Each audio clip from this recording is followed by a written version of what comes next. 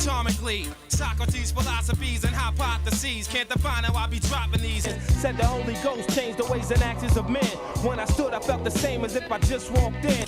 I lay low, 007 till it get dark. He told where my whiz live and where the whips park. I had songs like Not Your Average Flow, Kristen, Blowing Up the Spot. I had a whole different album. The Wu-Tang Clan is considered one of the most revolutionary groups in hip-hop history. Within its 9-man army, there was a lyrical genius who was supposed to become the first solo breakout star. He had the flow, the pen, and the plan. But fate and a basement flood erased everything before it could begin. I didn't complain about nothing, but eventually I decided, you know, this ain't the place for me. This is the story of Inspectah Deck, the silent assassin of the Wu-Tang Clan. The man who opened Triumph with one of the greatest verses in rap history, but never got the moment he truly deserved.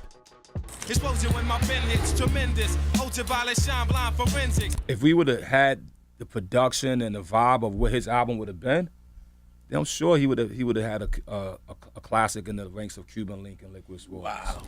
Today, we're diving into the rise, fall, and forgotten potential of the greatest Wu-Tang rapper that never was.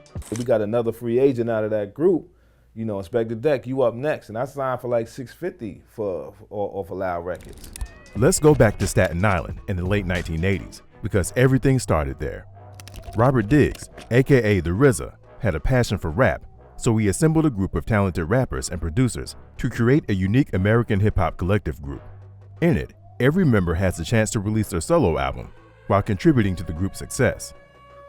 Every member in Wu get a chance to be the best, I think. This group of 9 rappers created Wu-Tang Clan in 1992.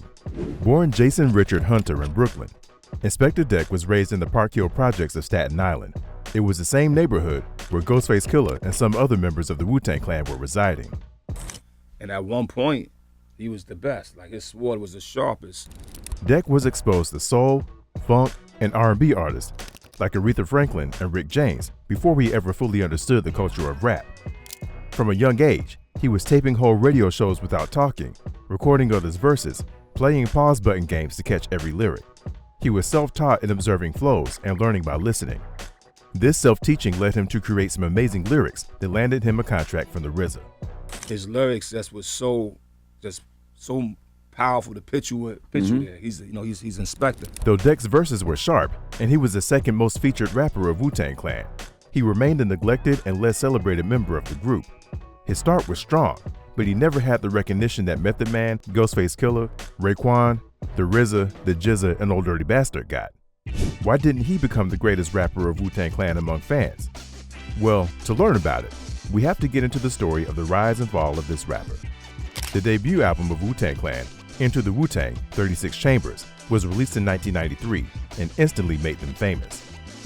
After the 36 Chambers came out, you started to see Wu-Tang solo albums. You had The debut single that lit up regional radio and led to the group's unprecedented record deal was Protect Your Neck, whose opening lines belonged to Inspectah Deck. I smoke all the like smoking Joe Frazier, the Hellraiser, raising hell with the flavor. Pop Matters writes that Deck's opening on Protect Your Neck captured what made the Wu-Tang exciting, combining vivid imagery and raw energy. Inspectah Deck's bars on Protect Your Neck perfectly capture what made the Wu-Tang so exciting back in 1993. There's a rash of pop cultural references, from Joe Frazier and Spider-Man to the Lone Ranger and Tevin Campbell. He pays tribute to the Third World Military Group, an underappreciated yet persistent Wu-Tang motif, on the line, terrorize the jam like troops in Pakistan. And he even throws a bone to what will become the most dedicated subcategory of the group's fan base, disaffected white teenagers, by shouting out that he makes more noise than heavy metal. Not only this, Cream, Wu-Tang Clan ain't nothing to f with, and The Mystery of Chess Boxing also has some of his memorable lyrics. Lyrically, he had it. A couple of the tracks was like, the whole thing, like at that point we was into themes, you know what I mean? And the theme of how he was viewing things from above. It was a shame that only a few fans truly acknowledged the consistency, versatility, and power of Inspectah Deck's lyrics. But in 1997, everyone came to know about the true gem of the Wu-Tang Clan. In Wu-Tang Forever, Deck gave one of the greatest group song intros in hip-hop history. His opening verse on Triumph gave him immense popularity, telling the world that this man has the potential. Your verse on Triumph is arguably one of the best hip hop verses written of all time. For me personally, it's a master class. Hardcore hip hop fans started respecting this rapper, having high hopes for his solo albums. Not only this, he featured on several of his group members' solo albums, making sure he remained relevant and remembered in hip hop culture. Raekwon's Only Built for Cuban Links, Ghostface Killer's Iron Man, and Jizz's Liquid Swords are some of the solo albums where he appeared and won the hearts of critics and fans alike. Gradually, he was gaining a solid reputation and respect in the hearts of pop culture fans. You know, I wasn't fond of giving everybody all my material, so I held out, you know? And, you know, it could have hurt me, it could have helped me, who knows? However, there were several aspects contributing to his downfall. Inspectah Deck had everything in him to release platinum or classic solo albums.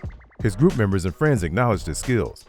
He says it in 4 lines, you basically got 10 pages of information. But fate stopped him from reaching his peak. Like, he was being a brother to tell me, hey, bro, the shit got in a flood, bro. Like, it's an act of nature. After the success of Enter the Wu-Tang 36 Chambers, RZA's plan was simple and brutal in its efficiency. Each member would spin off into a solo career while keeping the Wu-Tang umbrella intact. Inspectah Deck was not a peripheral name in that plan. According to RZA in multiple interviews, Deck had an album ready, songs, beats, and the momentum to follow the Clan's breakthrough. And he was expected to be one of the very first to step into the solo spotlight. He spent almost half of the decade on his album, taking help from his group members. He penned the lyrics throughout the 90s, and RZA had produced most of the beats. Everyone knew his solo album was a masterpiece. They were seeing how Deck used to remain in the studio until late at night to create his masterpiece. This solo album, Uncontrolled Substance, was dreamed of being the breakout debut solo album of the group. But water washed it away. RZA had a flood in his apartment, lost my whole first album. My first album wasn't even the album that y'all hear. A flood in RZA's Staten Island studio ruined hundreds of beats and destroyed the masters that formed the spine of Deck's debut. RZA himself has spoken publicly about losing hundreds of beats and discs to water damage. And Inspectah Deck has confirmed in interviews that his whole album got washed away. Floppy disk got soaked, everything got lost, man. I tried to salvage it. I took it to a computer place. Nothing could happen. So I lost that first album. The practical fallout was immediate and ugly. In the mid-1990s, before cloud backups, there were no easy restorations. Sessions had to be re-recorded or abandoned, and production that had the feel and texture of the original work could not be perfectly reconstructed. RZA later described the loss as catastrophic, listing Inspectah Deck's project among the casualties and saying the flood forced the group to scramble and reorder solo rollouts. A reordering that ultimately put Method Man's Cal and other high-profile solo projects ahead of Deck's delayed release.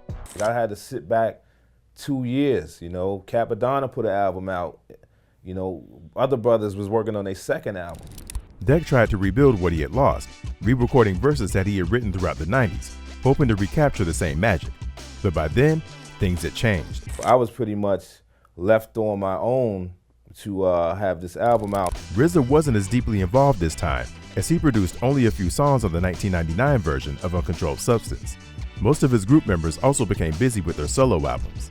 I didn't have a whole lot of Clan participation by that time. You know what I'm saying? I had about 2 or 3 RZA beats, no Meth, no Ghost, no Ray. Instead, a lineup of respected producers like Pete Rock, VIC, True Master, Fourth Disciple, and Allah Mathematics helped complete the record. Deck even handled some of the production himself. But as the saying goes, time waits for no man. And in hip-hop, timing is everything. I'm trying to fight to get my album released in the mix of the Purple tape being pushed, as well as Big Pun being signed and bringing Fat Joe through. So it was a lot going on. By the time Uncontrolled Substance dropped in October 1999, the world of rap and Wu-Tang had already moved forward. The brand had grown far beyond Staten Island. Capadonna had released his own album in 1998. Method Man had dropped his second solo record and teamed up with Redman for the smash hit Blackout. And U-God released Golden Arms Redemption on the same day as Deck's album.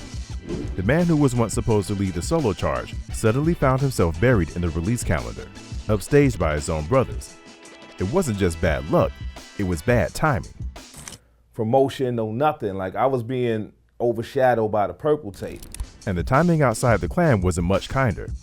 Hip-hop in 1999 was ruled by flashier, more radio-friendly acts. Puff Daddy, Lil Wayne, DMX, and Jay-Z were all dropping chart-dominating albums. Deck's lyrical, introspective style simply didn't fit that late 90s sound. Uncontrolled Substance wasn't made for the clubs or MTV. It was dense, spiritual, and word-heavy.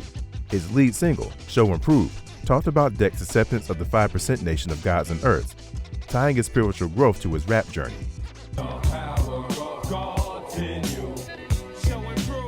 The second single, Word on the Street, was a tribute to his late father, emotional, raw, and personal.